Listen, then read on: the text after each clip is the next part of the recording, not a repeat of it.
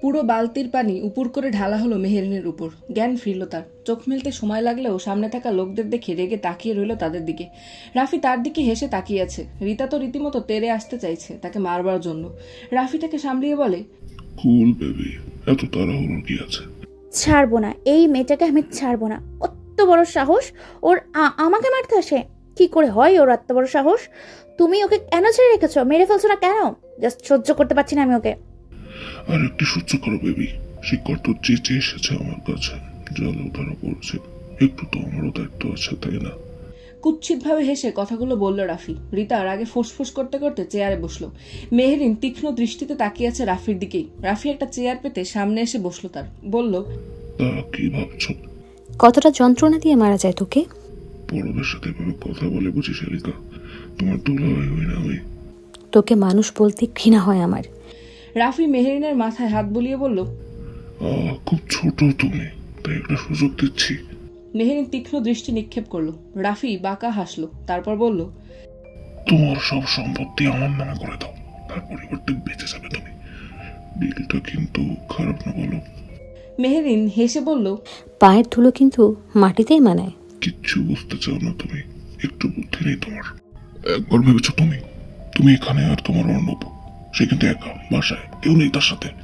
দাঁতে দাঁত চেপে ধরলো মেহেরিন। রাফি আবারও হাসলো।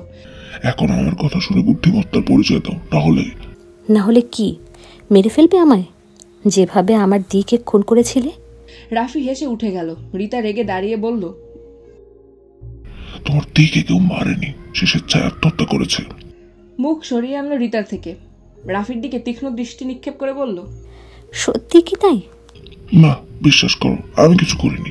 শুধু আলতোভাবে তার কলার ওড়নাটা চেপে ধরেছিলাম। বেচারি পেরে ওঠেনি আমার সাথে, চটপট করতে করতে মরে গেল আমার সামনে, ব্যাস। মেহেরিন রেগে দাঁতে দাঁত চেপে ধরলো। ঘৃণা লাগছে তার সামনের মানুষটাকে দেখে। চোখ সরিয়ে ফেললো তার থেকে। রাগে চোখ দুটো লাল হয়ে আছে। রিতা এসব শুনে আটকে উঠলো। রাফির সামনে দাঁড়িয়ে বলল, এইসব কি বলছো তুমি বেবি? বেবি, এত ভয় পাওয়ার কি আছে? আমি আছি না তোমার সাথে। বলে যেই না রাফি ধরতে যাবে রিতাকে, অমনি রিতা এক পা সরে গেল। রাফি হেসে বলল, কি হয়েছে, ভয় পেলে নাকি? তুমি একটা মানুষকে খুন করেছো। বেবি, একটু আগে তো তুমি বললে ওকে মেরে ফেলতে, আর এখন এই নাটক করছো। It's not fair.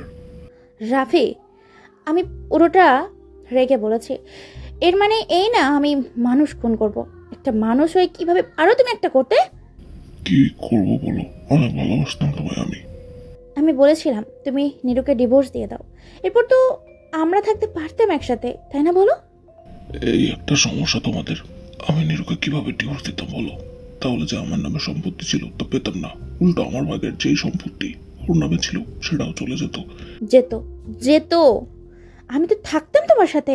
আর যাই হোক, কাউকে খুন করার দরকার ছিল না তো তোমার। এত ভালো মানুষই কেন দেখাচ্ছ তুমি? মানুষকে ঠকানোর আগে তো একবার ভাবো না। আর আজ তো রাফি, যেও না, যা করেছি তোমার আমার জন্য করেছি, বুঝতে পেরেছো? রিতার চোখ ভিজে উঠল। বিশ্বাস করতে কষ্ট হলো এরকম একটা মানুষকে কিভাবে ভালোবাসে সে। মানুষকে খুন করার আগে একবার বুক কাঁপলো না তার? রাফি তাকে ছেড়ে দিয়ে মেহেরিনের কাছে এলো। চোখ তুলে তাকালো মেহেরিন। রাফি হেসে বলল, তো এত বছর পর যা জানার জন্য পাগল হয়েছিলে তা জানা হয়ে গেছে তোমার। এখন এখন কি করবে? তবে তোমাকে আরেকটা সারপ্রাইজ দিই আমি, জানতে চাও সেটা? মেহেরিন ভ্রু কুচকালো। রাফি মেহেরিনের কাছে গেল, কানের কাছে ফিসফিসিয়ে বলল, তোমার বাবার মৃত্যুর পিছনে কিন্তু আমার একটু হলো হাত আছে। মেহেরিন চমকে উঠল। রিতা আতঙ্কিত হয়ে তাকিয়ে রইল। ধপাস করে পড়ে গেল মেঝেতে। রাফি বিরক্ত হয়ে গার্ডদের বলল রিতাকে এখান থেকে নিয়ে যেতে। রিতা নিশ্চুপভাবে বিস্ফোরিত চোখে তাকিয়ে রইল শুধু রাফির দিকে। এই কেমন মানুষকে ভালোবাসলো সে? রাফি শব্দ করে শ্বাস ফেলল। এগিয়ে আসলো মেহেরিনের কাছে। মেহেরিন রীতিমতো ছটফট করছে ছোটার জন্য। চেয়ারের সাথে তার হাতটা খুব শক্ত করে বেঁধে রাখা হয়েছে। দাঁতে দাঁত চেপে তাকিয়ে আছে রাফির দিকে। রাফি হেসে বলল, রাগ করো না, আমি কিন্তু শ্বশুরমশাইকে মারতে চাইনি। আমি তো শুধু তোকে সারপ্রাইজ দিতে চেয়েছিলাম। আসলে কি বলতো, ওর গোয়েন্দা রেখে আমার খোঁজ চালাচ্ছিলেন, তাই তাকে ছোট্ট একটা সারপ্রাইজ দিলাম। আর বেচারা তা সহ্য করতে না পেরে ওপরে চলে গেল। বলেই জোরে জোরে হাসতে লাগলো। মেহেরিনের বুকে তীরের মতো বিচ্ছে প্রত্যেকটা কথা। তার চোখ মুখ সব লাল হয়ে আছে। রাফি হাসতে হাসতে বলল, জানতে চাও কি সেই সারপ্রাইজ? মেহেরিন চেঁচিয়ে বলল, আমার দিকে তুই মেরেছিলি, আর সেটাই বলেছিলি আমার বাবাকে, তাই না? আরে বুড়ো হার্ট অ্যাটাক করেনি, ইস, তোমাকে বলার সময় পাইনি। কি করবো বলো, খুব তাড়া ছিল নিজের মেয়ের কাছে যাবার। আমি ছাড়বো না তোকে, শেষ করে দেব তোকে। কীরকম মানুষ তুই? আমার নিরীহ দিকে মারার সময় একবারও হাত কাঁপলো না তোর? নিজের ছেলের কথা একবারও ভাবলি না তুই? কেমন বাবা তুই? একবারও বুক কাঁপলো না তোর? সে তো তোর নিজের ছেলে ছিল। হ্যাঁ, তা অবশ্য ঠিক বলেছ, কিন্তু এই প্রতিবন্ধী ছেলেকে নিয়ে আমার কি লাভ হতো বলো? আমি তো চেয়েছিলাম এই আগাছাকে উপরে দিতে। মেহেরিন বিস্ফোরিত চোখে তাকিয়ে রইল। আরে হ্যাঁ, সত্যি বলছি, এই ছেলেকে বাঁচিয়ে রাখার কোনো ইচ্ছে ছিল না। তোর মরা দিকে ফেরার সাথে ঝুলানোর পর ঘুমন্ত এই শয়তানটাকে উঠিয়েছিলাম। ভেবেছিলাম বাচ্চা বেরিয়ে খেয়ে কল ছেড়ে দেবো, কিন্তু তখনই বাইরে গাড়ির আওয়াজ পেলাম। দেখি তোর গাড়ি। সময় না দেখে তাকে মেঝেতে রেখে চলে এলাম। মেহেরিনের ঘৃণা ধরে গেল, আর কথা বলতে ইচ্ছে করলো না তার। বাইরে দাঁড়িয়ে সমস্তটা শুনছে রিতা। শরীর বারবার শিউরে উঠছে তার। এতটা নির্মম কিভাবে হয় মানুষ? একটা বাচ্চাকেও শেষ করতে চাইল সে। মুখে হাত রেখে ফুপিয়ে কাঁদতে লাগলো সে। রাফি হেসে বলল, আমার তো মাঝে মাঝে মনে হয় এই ছেলে আমার না। তোর টিকটা অভাব ছিল না। জানি না কার সন্তান কার সাথে শুয়েছিল। চুপ, একদম চুপ। আমার দিন নামে আর একটা বাজে কথা বলবি না তুই, না হলে তোকে শেষ করে দেব আমি। বাহ, ভয় পেয়ে গেলাম আমি। যায় না না, বসে আছিস মৃত্যুর সামনে আর এখন বকছিস এসব। এখন তো তোকে বাঁচিয়ে রেখে কোনো লাভ নেই আমার। সবটা জানিস তুই, আমি জানি। তোর সব সম্পত্তি তুই অর্ণবের নামেই করে যাবি। আর তুই মরে গেলে অর্ণবকে নিজের কাছে এনে রাখতে সময় লাগবে না আমার। তাহলে আর চিন্তা কি? কিভাবে মারবো বলতো তোকে? যেভাবে তোর দিকে মেরেছিলাম সেভাবে। আগামীকাল খবরের কাগজে বড় বড় করে ছাপা হবে, খান কোম্পানির ওনার মেহেরিন বর্ষা খান আর বেঁচে নেই। গলায় ফাঁসি দিয়ে আত্মহত্যা করেছেন তিনি, কারণ তার বর তাকে ছেড়ে চলে গেছে। বলেই কুৎসিতভাবে পুরো ঘর কাঁপিয়ে হেসে উঠল রাফি। মেহেরিন দাঁতে দাঁত চেপে বলল, এই কাজটা তোর? সেটা তো তুই জানিস। আমি ইচ্ছে করে জানালাম তোকে। কি বলতো, প্রথমে ভেবেছিলাম তোকে মেরে দিই, পরে ভাবলাম না, এত সহজে মারবো না তোকে। ধীরে ধীরে কষ্ট দিয়ে মারবো। তাতে তোর দুর্বল জায়গায় হাত দিলাম। তবে যাই বলিস, রাস্তার মাঝে তোকে কাঁপতে দেখে কিন্তু বেশ লাগছিল আমার। দীর্ঘশ্বাস ফেলল মেহেরিন। রাফি হেসে বলল, শেষ ইচ্ছা থাকলে বল। বলেই একটা ওড়না পেঁচিয়ে মেহেরিনের কাছে আসতে নিল। মেহেরিন স্বাভাবিকভাবে রাফির দিকে তাকিয়ে বলল, মরার সময় কতটা ছটপট করিস তুই, তা দেখার খুব শখ আমার। রাফি রেগে ওড়নাটা মেহেরিনের গলায় চেপে ধরল। মেহেরিন হাসতে লাগলো। থমকে গেল রাফি। মেহেরিন আবারও হাসতে লাগলো। রাফি ওড়নাটা আরো শক্ত করে চেপে ধরল। মেহেরিনের দম বন্ধ হয়ে যাবার উপক্রম। চোখ মুখ সব লাল হয়ে যাচ্ছে তার। হঠাৎ করেই বাইরে গুলির শব্দ শুনতে পেল রাফি। থমকে গেল সে, সরে গেল তার থেকে। আশেপাশে কি হচ্ছে বোঝার চেষ্টা করছে সে। রিতা কান্না বন্ধ করে চারপাশ তাকিয়ে রইল। কি হচ্ছে এসব? রাফি জানালা দিয়ে বাইরে দেখল। পুলিশের গাড়ি বাইরে দেখে আটকে উঠল সে। মেহেরিন ঘন ঘন শ্বাস নিয়ে হেসে বলল, আমার ইচ্ছে পূরণের সময় হয়ে গেছে। মানে এটাই, আগামীকাল খবরের কাগজে বড় বড় করে এটাই ছাপবে, দ্য গ্রেট রাফি মল্লিক তার শালিকা মেহেরিন বর্ষা খানকে খুন করার চেষ্টা করেছে, কিংবা রাফি মাল্লিক তার প্রেমিকার জন্য নিজের স্ত্রীকে মেরে ফেলেছে, কিংবা সম্পত্তির লোভে নিরীহ দুই মানুষকে খুন করেছে। মেহেরিন শব্দ করে হেসে দিল। অতঃপর দম ফেলে বলল, আমাকে এতটা বোকা মনে হয় তোর? কি করে ভাবলি এতটা বোকামো করবো আমি? তোর কি মনে হয় তোর জালে পা দিয়েছি আমি? না রাফি না, আমার জালে পা দিয়েছিস তুই। সবকিছুই একটা নাটক ছিল, যাতে তোর সত্যটা তুই নিজের মুখেই স্বীকার করিস। কি বলতো, এই কোর্ট কাচারিতে জড়ানোর কোনো ইচ্ছাই আমার নেই। এক ঢিলেই পাখিকে মেরে ফেলেছি আমি, রক্তাক্ত অবস্থায় ছটপটের সুযোগ দেইনি।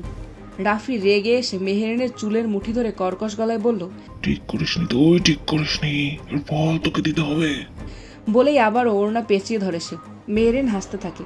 একে একে পুলিশের লোক ঢুকে পড়ে। নীরব দৌড়ে এসে দেখে রাফি মেহুকে মারার চেষ্টা করছে। সে দ্রুত রাফিকে সরানোর চেষ্টা করে। রিতাকে ধরে নিয়ে আসে পুলিশ কনস্টেবল। নীরবের হাত থেকে ছোটার চেষ্টা করে রাফি। পুলিশের লোক এসে ধরে ফেলল তাকে। নীরব এসে মেহেরিনকে ছাড়ায়। কাশতে থাকে মেহেরিন। গলায় ছাপ পড়ে গেছে তার। হাতেরও একই অবস্থা। গলা বেয়ে রক্ত পড়তে পড়তে জমাট বেঁধে গেছে। নীরব এক হাত দিয়ে হাঁক করে বলে, ঠিক আছিস তুই? মেহেরিন হেসে বলে, একদম। মেহেরিন পকেট থেকে চিপ বের করে পুলিশের হাতে দিয়ে বলে, এই যে প্রমাণ। তুমি নিশ্চিত থাকো মেহেরিন, ওর শাস্তি এবার হবেই। আমরা সব কিছু শুনেছি, তবে বেশ ভয় পেয়ে গেছি। এত বড় রিস্ক নেওয়া উচিত হয়নি তোমার। আমি ঠিক আছি। ওদের নিয়ে যাও নিচে। পুলিশের লোক রাফি আর রিতাকে নিয়ে গেল গাড়ির কাছে। মেহেরিন অনেকটা ভেঙে পড়ে। নীরব তাকে সামলাতে থাকে। রাফিকে গাড়িতে ওঠানো হচ্ছে, আর সাথে রিতাও। মেহেরিন গাড়ির কাছে এসে রিতার দিকে উদ্দেশ্য করে বলে, ঠিক বুঝতে পারছি না কি করব তোমার সাথে, ছেড়ে দেবো তোমায়? নীরব মেহেরিনের ঘাড়ে হাত রাখে। রিতা মাথা নিচু করে ফেলে। রাফির আগে ফুসফুস করতে থাকে। মেহেরিন তার দিকে হেসে বলে, অবশেষে তোমার খেলা শেষ হলো, এবার শাস্তি পাবে তুমি। আমার বোনের আত্মাও শান্তি পাবে। পুরো দুনিয়া জানতো আমার বোন আত্মহত্যা করেছে, এখন তারা জানবে কিভাবে একজন নির্মম স্বামী হত্যা করেছে আমার দিকে। নীরব মেহেরিনকে ধরে নিয়ে আসে গাড়ির কাছে। রাগে দাঁতে দাঁত চেপে তাকিয়ে আছে রাফি। মেহেরিন এখন ক্লান্ত, অনেক ক্লান্ত। মনে হচ্ছে আজকের পর অনেকটা শান্তিতে ঘুমাতে পারবে সে, আর কোনো অস্থিরতা থাকবে না তার। রাফি রাগের বশে পুলিশের কাছ থেকে পিস্তলটা ছিনিয়ে নেয়, অতঃপর গুলি তাক করে মেহেরিনের দিকে। সবাই ভয় পেয়ে দূরে সরে যায়। মেহেরিন সামনে ফেরে। নীরব হতবাক হয়ে তাকিয়েছে, কি করবে বুঝতে পারে না। মেহেরিনের কাছে আসতে নিলে মেহেরিন তাকে ধাক্কা দিয়ে ফেলে দেয়। বলে ওঠে, না, অনেক করেছিস। রাফি বলে ওঠে, না, আমার খেলা শেষ হয়নি। তখন শেষ হবে যখন আমি তোকে মারবো। বলেই গুলি তাক করে। অতঃপর বিকট এক শব্দ। নীরব নির্বাক হয়ে যায়, চোখ বন্ধ করে ফেলে মেহেরিন। শেষ ডাক দিয়ে নীরব দৌড়ে আসে মেহেরিনের কাছে। গাড়ির আওয়াজে ঘুম ভেঙে যায় নির্ঝরের। ঘড়ির দিকে তাকিয়ে দেখে 4টা বাজে। অর্ণব তার কোলে গুটিসুটি মেরে ঘুমিয়ে আছে। নির্ঝর তাকে খুব সাবধানে বিছানায় রাখে। অতঃপর উঠে আসে ব্যালকনির কাছে। খানিকক্ষণ পরেই ভোর হয়ে যাবে। নিচে তাকাতেই অবাক হয়ে যায় নির্ঝর। ভ্রু কুঁচকে যায় তার। এই ছেলেটা এত রাতে মেহেরিনের সাথে কিভাবে? মেহেরিন কি তবে এত রাত অবধি এই ছেলের সাথেই ছিল? রাত কেন বলছি, ভোর হলো বলে। তবে কি পুরো রাতটাই ছিল? কিন্তু কেন? নীরব মেহুর মাথায় হাত বুলিয়ে চুলগুলো কানে গুজে দিল। আবার হাতে হাত রেখে হাত বোলালো। নির্ঝর রেগে ব্যালকনির গ্রিল চেপে ধরলো। বের হয়ে গেল সেখান থেকে। তুই জানিস না আমি কতটা ভয় পেয়েছি। মেহেরিন হেসে নীরবের গাল টেনে বলল, এখন আমার জন্য ভাবা ছেড়ে দে। অনেক ভেবেছিস, নিজের জন্য কিছু ভাব। আমাকে দূরে ফেলে দিলে? আমার জীবনে তুই একমাত্র যে কিনা এখন অবধি আমার সাথেই আছিস। না হলে অনেকে এসেছে, আবার অনেকে থেকেও নেই। কিন্তু একটা কথা জানিস, তুই কেন এখনো আছিস? কারণ তুই আমার ভালো বন্ধু। আমি জীবনে আর যা কিছু করি না কেন, কিন্তু কখনো তোর মতো একজন ভালো বন্ধু পাইনি। একজন বন্ধু হিসেবে তুই অতুলনীয় নীরব। নীরব মুচকি হাসলো। মেহুর ঠোঁটেও হাসির রেখা দেখা গেল। একটা দীর্ঘশ্বাস ফেললো নীরব। আজ মনে হচ্ছিল একটুর জন্য মেহুকে হারিয়ে ফেলবে সে। সেই সময় সেই পরিস্থিতি আর সেই গুলি। হ্যাঁ, গুলি তখন ঠিকই চলেছে, তবে রাফির না, রিতার। রিতা গুলি চালিয়েছিল রাফির উপর। এটা দেখা মাত্র সবাই নির্বাক হয়ে যায়। কি হলো কেউই বুঝে উঠতে পারছে না। শুধু দেখে রাফির রক্তাক্ত দেহ মাটিতে পড়ে আছে। পুরোপুরি মাথায় এসে লাগে গুলিটা। রক্তে ভিজে উঠেছিল মাটি। রিতা পুরো থরথর করে কাঁপছিল। কি হয়েছে সেটা হয়তো এখন তার ধারণার বাইরে, তবে যা করেছিল ভেবে চিন্তেই করেছিল সে। নিজের মাথায় অব্দি গুলি তাক করে সে। চোখ বন্ধ করে দীর্ঘশ্বাস ফেলে। সবাই অবাক চোখে তার দিকেই তাকিয়ে আছে। তার হাতের পিস্তলটা কাঁপছে। না, রিতা পারেনি আত্মহত্যা করতে। কাঁদতে কাঁদতে লুটিয়ে পড়ে মাটিতে। রাফির নিথর দেহের দিকে তাকিয়ে চিৎকার করে কাটতে থাকে সে। বাতাসে সেই কান্নার ধ্বনি মিশে যাচ্ছিল। চারদিকে নিশ্চুপ নিস্তব্ধ, শুধু কানে ভেসে আসছে এক প্রেমিকার বেদনার চিৎকার। এটা বোধহয় হওয়ার কথা ছিল না।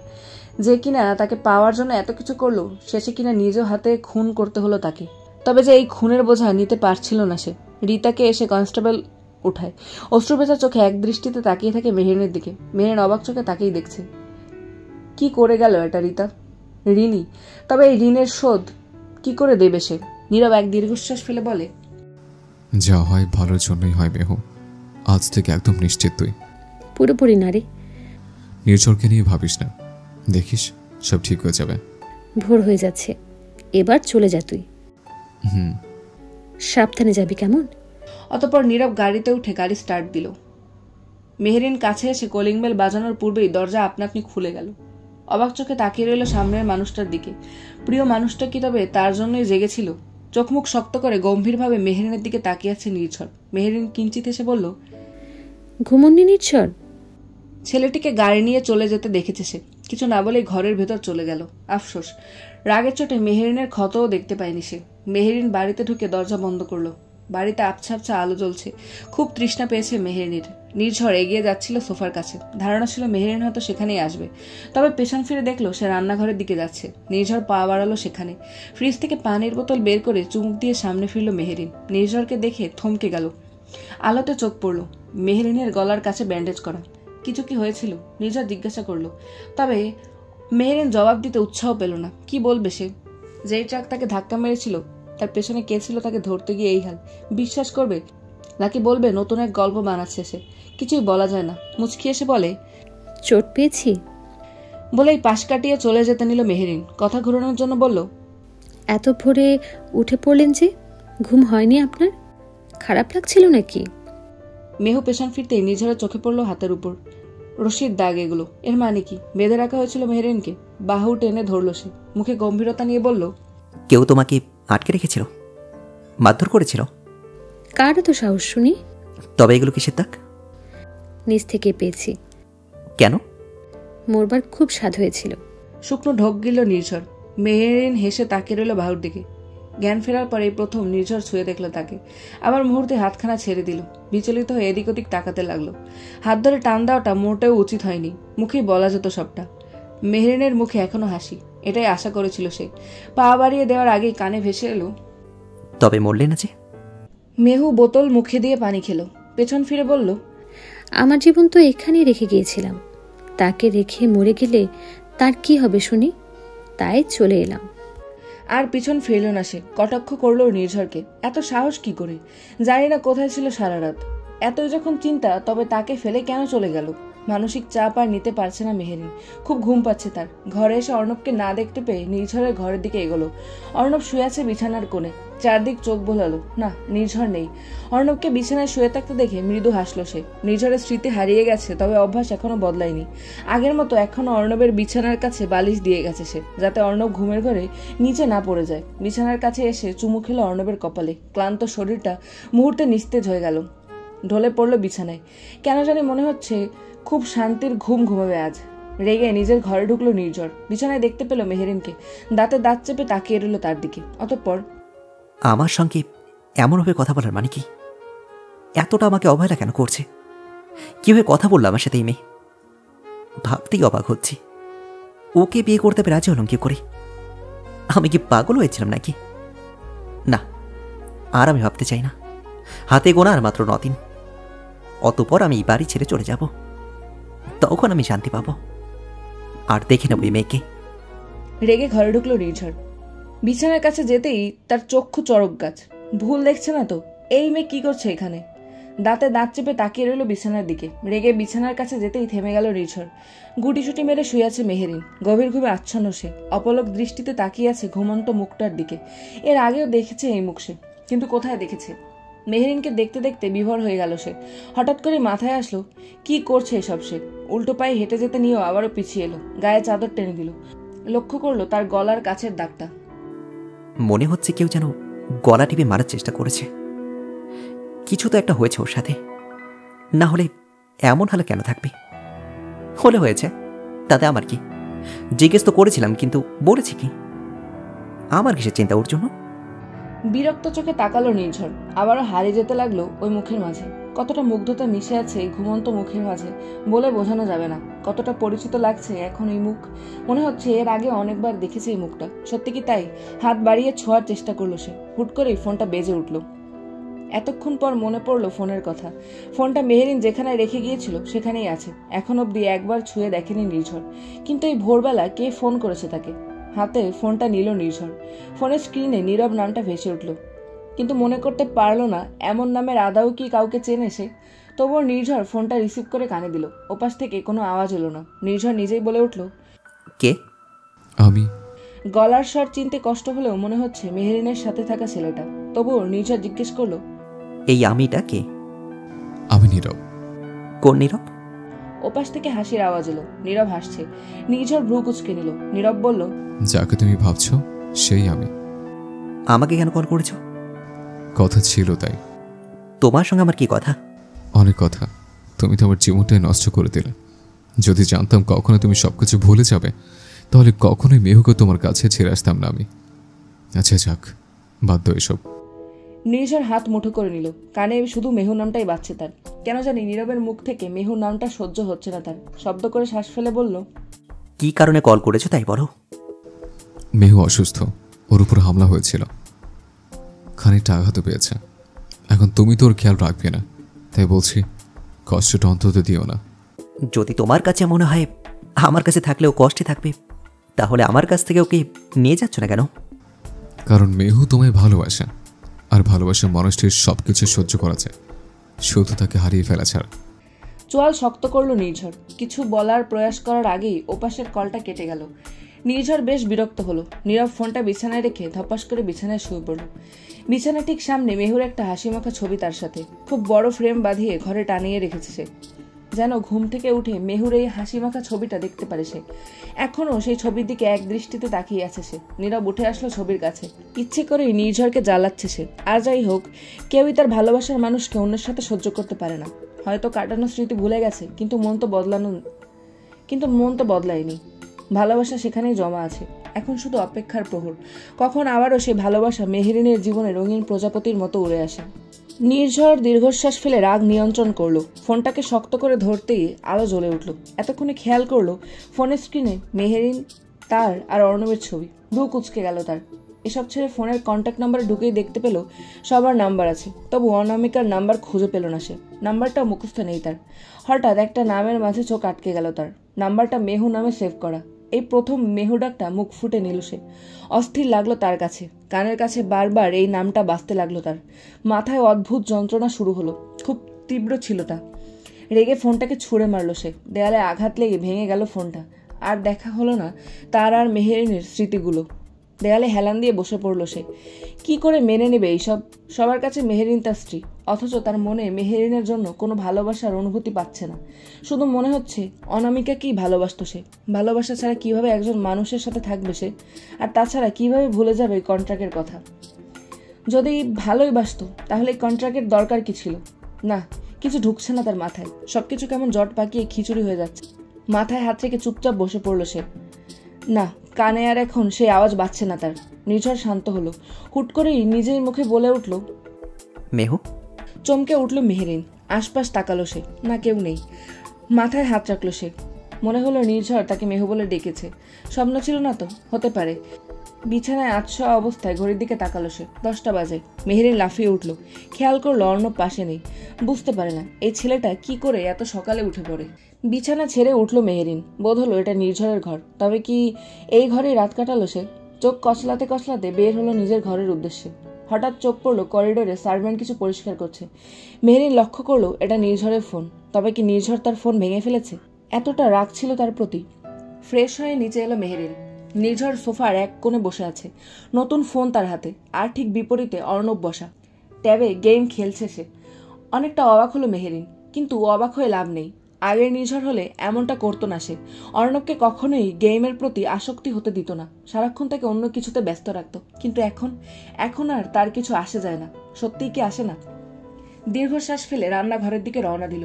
মিস মারিয়া রান্না করছে। তার হাতে হাতে সাহায্য করছে মেহু। এর মাঝেই হঠাৎ ফোন আসলো মেহুর।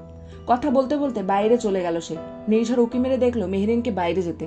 অর্ণবের দিকে ফিরে বলল, অনেক হয়েছে গেম খেলা, এবারে সব বন্ধ করো। নির্ঝরের এক কথায় ট্যাব রেখে দিল সে। এসে দাঁড়ালো তার সামনে। নির্ঝর ভ্রু কুচকে বলল, কি? অর্ণব হাতের ইশারায় তার ফোন দেখালো। নির্ঝর ভ্রু কুচকে বলল, আমি বড়, আর আমার কাজও আছে। যাও তুমি পড়তে বসো। অর্ণব মুখ মলিন করে ফেলল। ছবি আঁকতে বলল সে। নির্ঝর একবার উকি দিয়ে দেখলো সে কি করে। পেছন থেকে মেহেরিন এসে সোজা রান্নাঘরে ঢুকলো। শুধু একবার সোফার দিকে তাকিয়ে দেখলো অর্ণব বসে আছে। মেহেরিন বলে উঠল, অর্ণব, অনেক হয়েছে গেম খেলা, এবার বন্ধ করো এসব। মেহেরিনের আওয়াজ শুনে কপালে হাত দিল অর্ণব। অতঃপর সোফায় দাঁড়িয়ে ডাক দিল, মাম্মি। মেহেরিন ফিরল। নির্ঝর খাতাটা উঠিয়ে দেখালো। মেহেরিন মুচকি এসে আবারও কাজে মনোযোগ দিল। অফিস থাকা সত্ত্বেও আজ অফিসে গেল না সে। বসার ঘরে এক কোণে বসে ল্যাপটপে অফিসের কাজ করছে মেহেরিন। চোখ বোলালো নির্ঝরের দিকে। এখন শুয়ে শুয়ে ফোন টিপছে সে। মেহেরিন হতাশ হয়ে আবারও কাজে মনোযোগ দিল। হঠাৎ করে একটা ফুটবল হাতে অর্ণব হাজির হল নির্ঝরের সামনে। বলে উঠল, ড্যাডি। নির্ঝর ভ্রু কুচকালো। অর্ণব আবারও বলল, ড্যাডি। নির্ঝর বিরক্ত হয়ে বলল, আমি এখন এসব খেলবো না অর্ণব। বলেই পাশ ফিরে শুয়ে পড়ল। অর্ণবের ছোট্ট মন কষ্ট পেল। মেহেরিন উঠে আসলো অর্ণবের কাছে, হাত ধরে খানিকটা দূরে সরে এসে বলল, অর্ণব সোনা, ড্যাডির শরীর এখন ভালো নেই, তাই ড্যাডি খেলতে চাইছে না। তুমি তো আমার লক্ষ্মী ছেলে, ড্যাডিকে জ্বালিও না। অর্ণব মাথা নাড়ালো।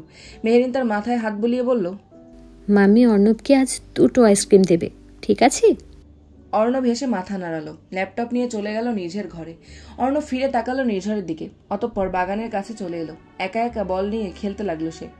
পুরো বাগানের দিকে একবার তাকালো। মনে পড়লো আগে কত মজা করেই না ড্যাডির সাথে খেলতো সে। ড্যাডি সবসময় আদর করতে থাকে, কিন্তু এখন আর ড্যাডি তাকে আদর করে না, ভালোবাসে না।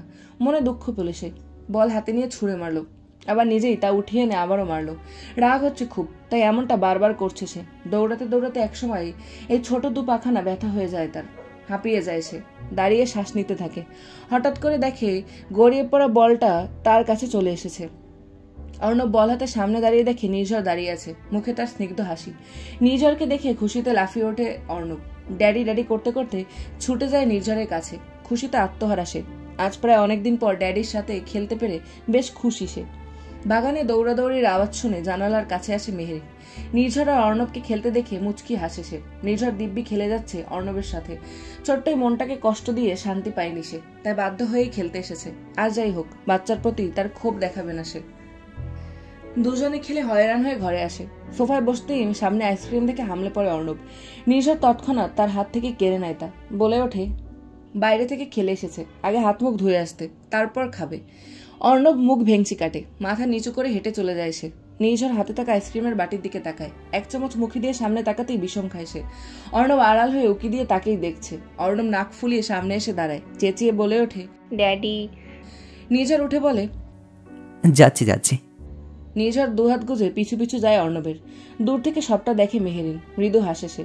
আর যাই হোক, বাপ ছেলের সম্পর্ক এত সহজে হার মানবে না।